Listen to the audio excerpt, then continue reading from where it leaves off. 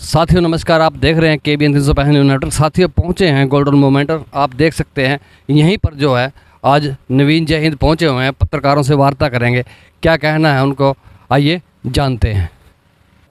करनाल के पत्रकार साथियों को नए साल की शुभकामनाएं। भोलेनाथ स्वस्थ रखें, खुश रखें आप लोगों को। और आज करनाल आने का मकसद है ये बेरोजगारों की बारात का न्योता देने के लिए। ये कार्ड है करनाल वालों के लिए, सारे करनाल वाले भाइयों का, बुजुर्गों का, बहनों का, सब का न्योता है। ये 14 तारीख को बेरोजगारों की बारात निकलनी है। 14 जनवरी मकर संक्रांति के दिन मानसरोवर पार्क में इकट्ठा होके बीजेपी के राज्य कार्यालय रोहतक। अब आप कहेंगे क्यों निकल रही है, तो जानकारी दे देता हूं मैं आपको। ये इसलिए निकल रही है कि आज से 8 साल पहले 8 साल पहले ओम प्रकाश धनखड़ साहब ने बयान दिया था कि बीजेपी की सरकार बनवा दो, सबके ब्याह करवा दूंगा। बहुत ज्यादा कुंवारे हैं, मतलब हरियाणवी में उसको रंडे कह देते हैं, गांव के साथ साथ बहुत ज्यादा हैं। नौकरी भी दिलवा दूंगा। तो भाई ना तो नौकरी मिली, 5 लाख पद खाली पड़े हैं, 20 लाख बेरोजगार धक्के खा रहे हैं। तो इस बारात का आयोजन करा है।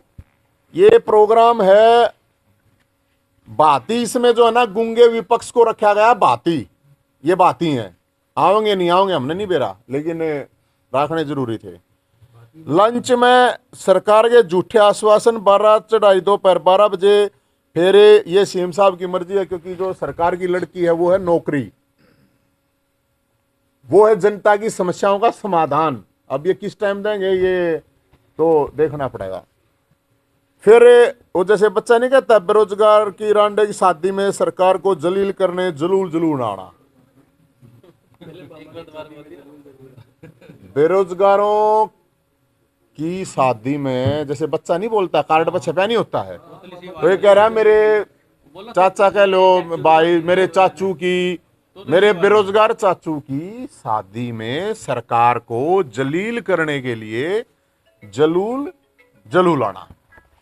फिर देखो, हमने इस शादी में कोई दहेज की मांग नहीं करी है, दहेज नहीं लेंगे बिल्कुल। दहेज एक बुराई है, वो नहीं होना चाहिए।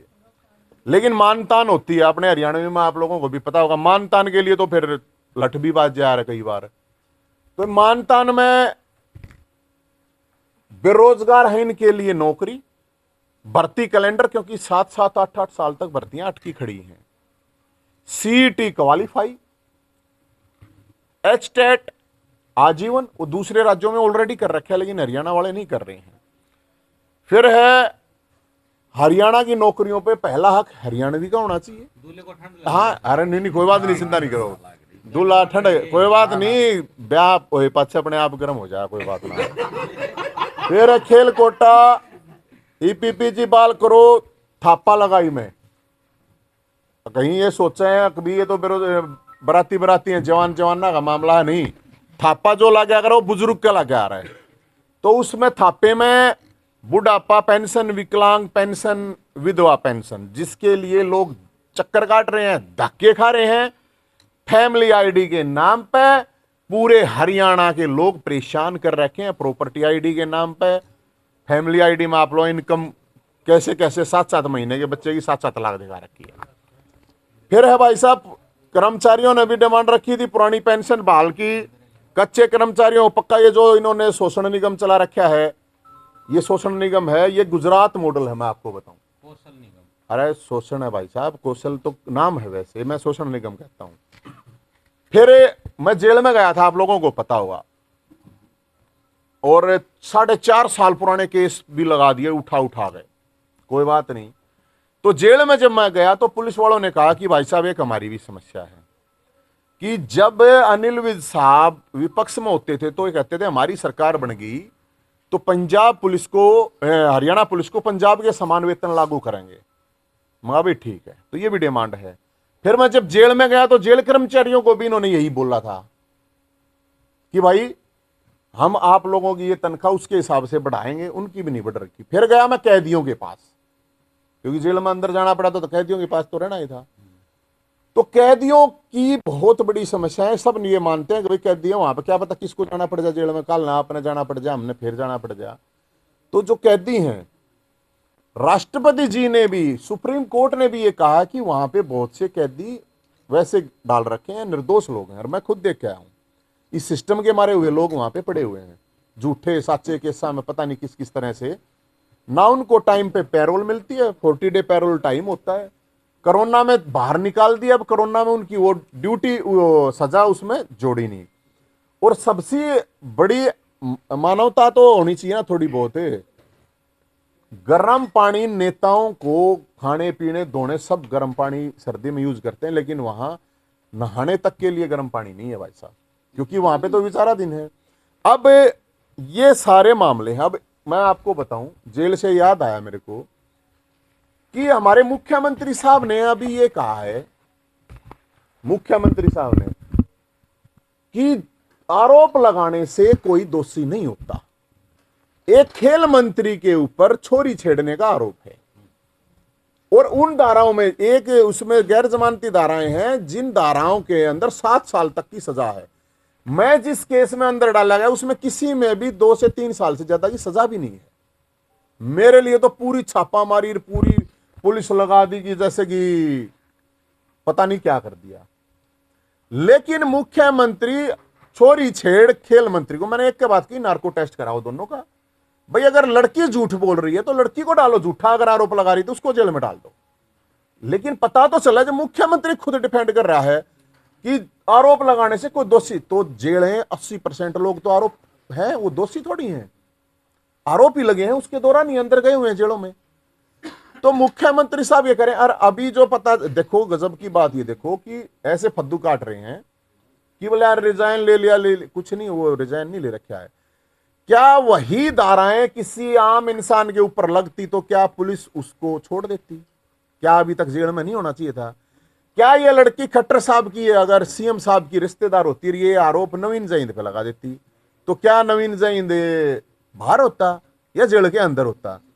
और इस खेल मंत्री की जांच मैं इसलिए कह रहा हूं कि ये अभी जो उसका आया है, क्यों कह रहा है कि 1 करोड़ रुपए भी और बाहर भी भेज दूंगा, तो इस आदमी की तो कबूतरबाजी की भी जांच होनी चाहिए। लड़कीबाज के अलावा कबूतरबाज भी हो सकता है ये, पूरा फुल चांस है इस बात के। कहां से 1 करोड़ रुपए देने की बात कर रहा है ये? तो उस लड़की को, और कोई, अरे गजब की बात यह है कि इस सरकार में इतने और भी लोग हैं, कोई बोल नहीं रहा है। भाई यही आरोप आप देखो हरियाणा में कितने लोग जेलों में पड़े हैं सिर्फ ये इन्हीं धाराओं में, तो ये तो ठीक नहीं है। तो मैं तो इसलिए बता रहा हूं ये चीज कि मुख्यमंत्री साहब बेशर्मी से उनको डिफेंड कर रहे हैं, जो कि उनको नहीं करना चाहिए। अगर जांच करवाओ हाईकोर्ट के जज से, नार्को टेस्ट करवा लो, 10 दिन में 20 दिन में जांच करवा लो, अगर भाई वो ठीक है उसको वापस से फिर मंत्री बना दो। अब सिपाही कैसे थानेदार की इंक्वायरी करेगा, मेरे को समझ में नहीं आ रही है। तो भाई साहब ये मामला है पूरे हरियाणा के अंदर।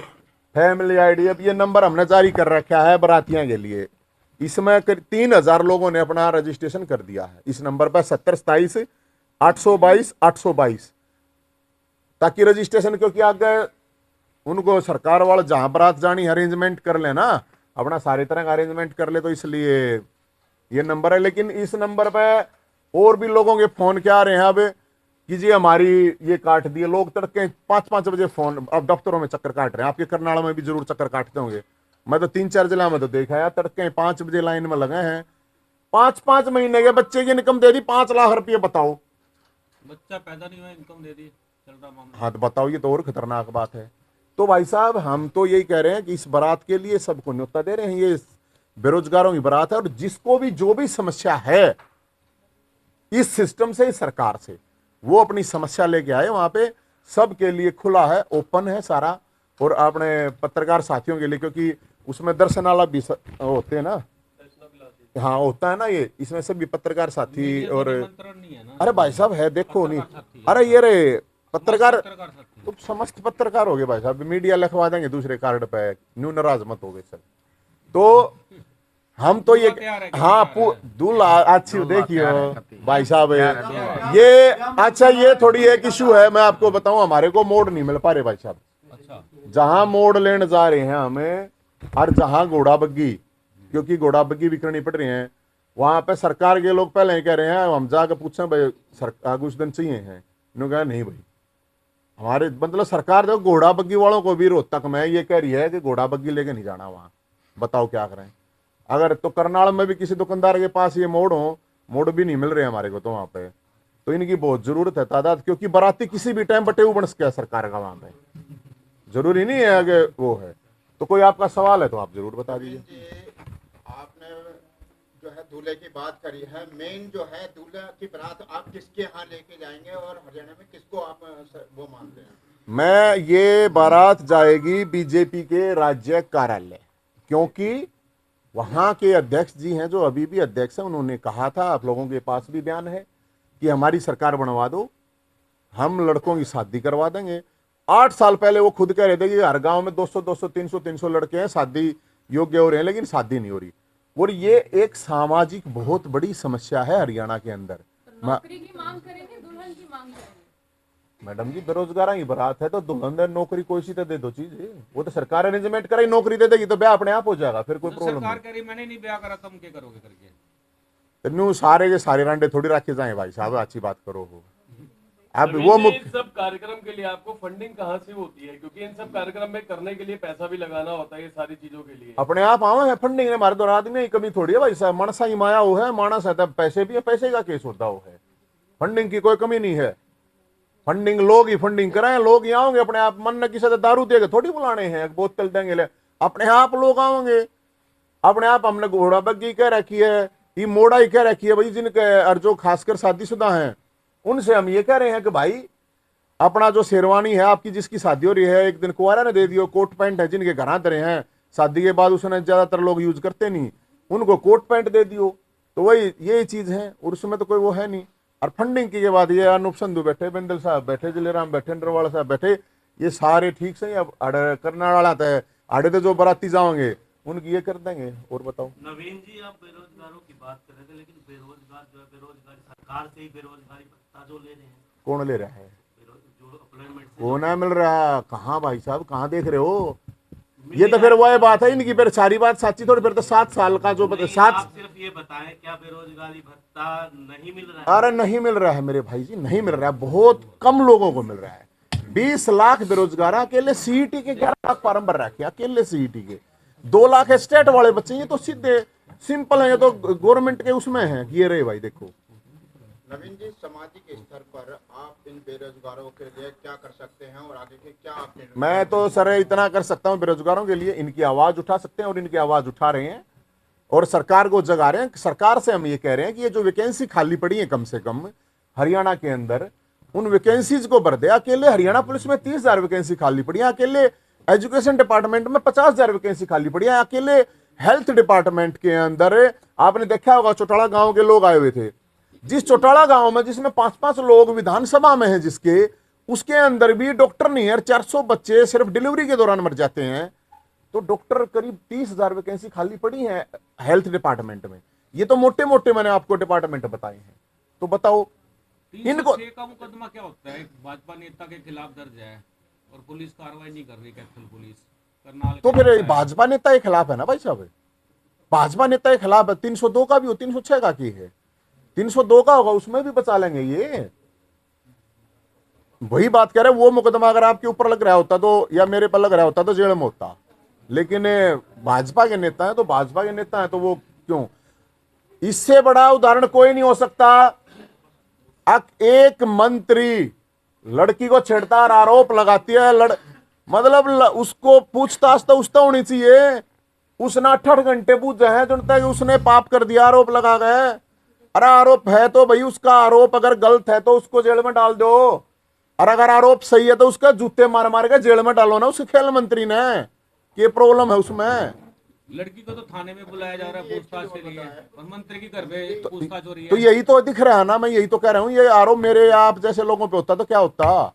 सर डिपार्टमेंट तो सारे प्राइवेट हो चुके हैं, तो नौकरियां कहां से मिलेगी? तो तो भाई हम तो नहीं तो कहें दे दो। मैं यही तो कह रहा हूँ, गुजरात मॉडल है, गुजरात मॉडल में ऐसे ही होता है, लगा दिए कम से कम उसको 18-20 हज़ार रुपये देंगे, साल के बाद 2 साल के बाद फिर हटा देंगे, फिर दूसरे नयों को ले देंगे। तो भाई गुजरात तो वहां पे तो व्यापार बिजनेस है, यहाँ हरियाणा में तो ऐसा कुछ बंदरगाह तो है नहीं, यहाँ पे कोई बिजनेस का काम है। तो जो हम ये थोड़ी हम यही तो कह रहे हैं यार, इतने योग्य हैं जो चक्कर काट रहे हैं, धक्के खा रहे हैं, खाली पड़ी है वैकेंसी, उनको तो भर दो कम से कम। प्रवीण जी, लास्ट में आप एक चीज और बताएं कि सामाजिक स्तर पर आप किस तरीके के लोग। साथियों, अभी आपने सुना नवीन जय हिंद को, उन्होंने बेरोजगारों को लेकर जो है बात की है। बेरोजगारों की जो बारात निकाली जाएगी 14 जनवरी को, उसको लेके बात की है। और इसके अलावा उन्होंने जो जूनियर महिला कोच है उसके साथ जो छेड़छाड़ मंत्री के द्वारा हुई है, उसको लेके जो उन्होंने बातचीत की है। साथियों, KBN 365 न्यूज़ नेटवर्क को लाइक करें, सब्सक्राइब करें, शेयर करें। साथी चमन लाल के साथ मैं धर्म सिंह।